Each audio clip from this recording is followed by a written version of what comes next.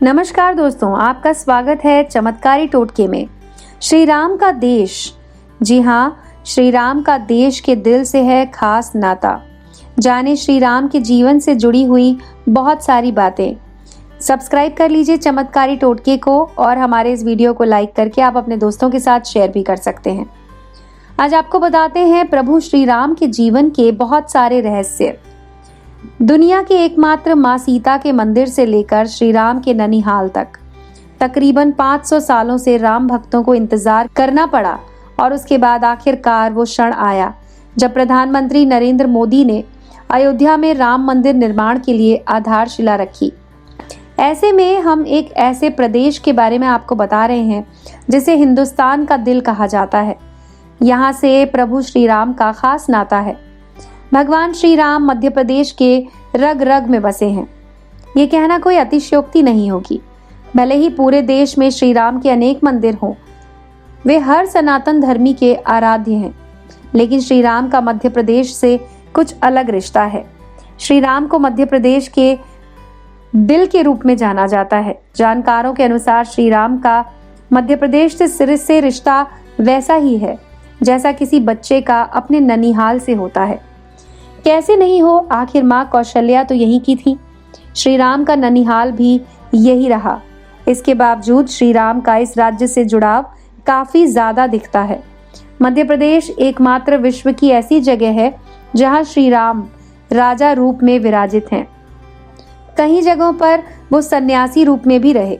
बताया जाता है कि दुनिया का एकमात्र माँ सीता का मंदिर इसी देश में है। जी हाँ, मध्य प्रदेश में। श्री राम के पुत्रों का जन्म हो या उनके राज्य की बात, हर ओर से श्री राम जहाँ इस प्रदेश से जुड़े हैं, वहीं लोगों के रग रग में बसे हैं। सन्यासी का भेष चित्रकूट में। जी हाँ, प्रभु श्री राम को 14 वर्ष का वनवास हुआ। इस वनवास काल में श्री राम कुरई यानी उत्तर प्रदेश से आगे चलकर अपने भाई लक्ष्मण और पत्नी सीता सहित प्रयाग पहुंचे। प्रयाग को वर्तमान में इलाहाबाद कहा जाता है। हिंदुओं का ये सबसे बड़ा तीर्थ स्थान है। यहीं से प्रभु श्री राम ने संगम के समीप यमुना नदी को पार किया और फिर पहुंच गए चित्रकूट। चित्रकूट वही स्थान है जहां राम को मनाने के लिए भरत अपनी सेना के साथ पहुंचे। तब जब दशरथ का देहांत हो गया, भरत यहां से राम की चरण पादुका लेकर उनकी चरण पादुका रखकर राज्य करते हैं। मर्यादा पुरुषोत्तम भगवान श्री राम का जितना नाता अयोध्या से है, उतना ही बुंदेलखंड से भी है। बुंदेलखंड की पावन धरा चित्रकूट में उन्होंने अपना वनवास काल बिताया था। दैत्यों का संहार किया, पन्ना के सारंग धाम में धनुष उठाया। ये विश्व का अकेला मंदिर है जहां राम की पूजा राजा के रूप में होती है। सूर्योदय के पहले और सूर्यास्त के बाद सलामी दी जाती है। ओरछा को दूसरी अयोध्या के रूप में भी माना जाता है। यहाँ पर राम राजा अपने बाल रूप में विराजमान है। जनश्रुति है कि श्री राम दिन में यहाँ तो रात्रि में अयोध्या विश्राम करते हैं। राम राजा के अयोध्या से ओरछा आने की एक मनोहारी कथा है। एक दिन ओरछा नरेश मधुकर शाह ने अपनी पत्नी गणेश कुंवरी से कृष्ण उपासना के इरादे से वृंदावन चलने को कहा, लेकिन रानी राम भक्त थी।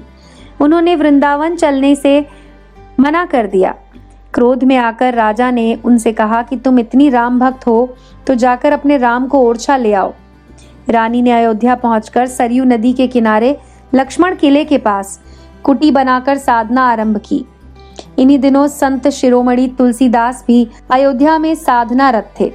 संत से आशीर्वाद पाकर रानी की आराधना दृढ़ से दृढ़तर होती गई, लेकिन रानी को कई महीनों तक राम राजा के दर्शन नहीं हुए। वो निराश होकर अपने प्राण त्यागने सरयू की मझधार में कूद पड़ी। यहीं जल की अतल गहराइयों में उन्हें राम राजा के दर्शन हुए। रानी ने उन्हें अपना मंतव्य बताया। चतुर्भुज मंदिर का निर्माण सारी बात सुनकर राम राजा ने ओरछा चलना स्वीकार किया, लेकिन उनकी 3 शर्तें थीं। ये यात्रा पैदल होगी, यात्रा केवल पुष्य नक्षत्र में होगी, राम राजा की मूर्ति जिस जगह रखी जाएगी वहां से फिर नहीं उठेगी। इसके बाद रानी ने राजा को संदेश भेजा कि वो राम राजा को लेकर ओरछा आ रही हैं। राजा ने राम राजा के विग्रह को स्थापित करने के लिए करोड़ों की लागत से चतुर्भुज मंदिर का निर्माण कराया। जब रानी ओरछा पहुंची तो उन्होंने मूर्ति अपने महल में रख दी। ये निश्चित हुआ कि शुभ मुहूर्त में मूर्ति को चतुर्भुज मंदिर में रखकर प्राण प्रतिष्ठा की जाएगी। लेकिन राम के इस विग्रह ने चतुर्भुज जाने से मना कर दिया।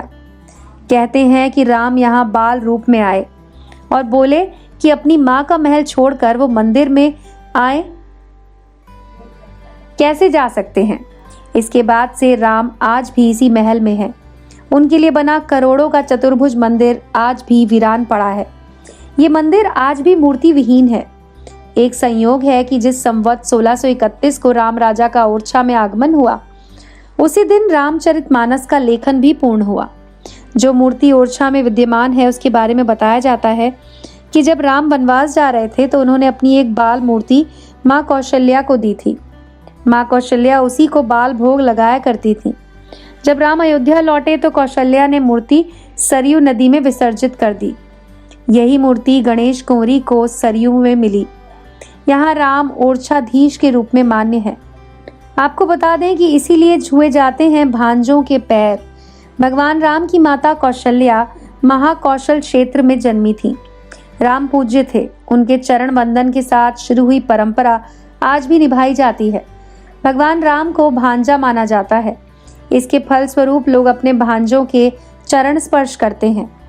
रानी दुर्गावती यूनिवर्सिटी के पूर्व कुलपति डॉक्टर सुरेश्वर शर्मा ने श्री राम और रामायण पर रिसर्च में बताया कि पूर्व में उत्तर कौशल और दक्षिण कौशल 2 राज्य हुआ करते थे, जो वर्तमान में उत्तर कौशल उत्तर प्रदेश बना और दक्षिण कौशल विभाजन पूर्व का मध्य प्रदेश है। और आपको बता दें कि विदिशा में है वनवासी का रूप। अयोध्या से निकलकर जब प्रभु श्री राम वनवास पर गए तब उन्होंने विदिशा में कुछ दिन बिताए। यहाँ एक पत्थर पर चरणों के निशान हैं जो श्री राम के बताए जाते हैं, जो हजारों साल से ऐसे ही विदिशा में बने हुए हैं। इन्हें त्रेता युग का ही बताया जाता है। जहाँ ये चरण है उस जगह को चरण तीर्थ के नाम से जाना जाता है।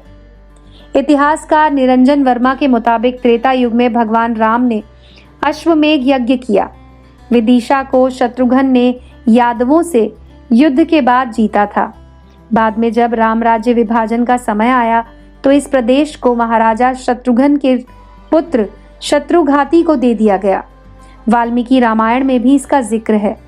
उस समय आसपास का प्रदेश दशार्ण तथा इसकी राजधानी विदिशा कहलाई। महर्षि वाल्मीकि से भी क्षेत्र जुड़ा हुआ माना जाता है। और अब आपको बता दें कि अशोकनगर क्षेत्र के ही करीला में माँ सीता का एकमात्र मंदिर है। ये देश का इकलौता मंदिर है जहाँ सीता भगवान राम के साथ नहीं, मंदिर में लवकुश के साथ माँ सीता और महर्षि वाल्मीकि की मूर्ति है। कहते हैं जब श्री राम ने वानप्रस्थ लेने का निश्चय किया, भरत का राज्याभिषेक करना चाहा तो भरत नहीं माने। अतः दक्षिण कौशल छत्तीसगढ़ में कुश और उत्तर कौशल में लव का अभिषेक किया गया। राम के काल में कौशल राज्य उत्तर कौशल और दक्षिण कौशल में विभाजित था। कालिदास के रघुवंश अनुसार राम ने अपने पुत्र लव को शरावती और कुश को कुशावती का राज्य दिया था। भगवान श्री राम के पुत्र कुश का राज्य दक्षिण कौशल था। कुश की राजधानी कुशावती आज के बिलासपुर जिले में थी। रघुवंश के अनुसार कुश को अयोध्या जाने के लिए विंध्याचल को पार करना पड़ता था। इससे भी सिद्ध होता है कि उनका राज्य दक्षिण कौशल में ही था। तो दोस्तों, ये तो थी राम की कहानी। कैसी लगी आपको हमारी ये कहानी? हमारे इस वीडियो के कमेंट सेक्शन में लिखकर आप हमें बता सकते हैं। ऐसे ही और वीडियोस के लिए जुड़े रहिए हमारे इस चैनल के साथ।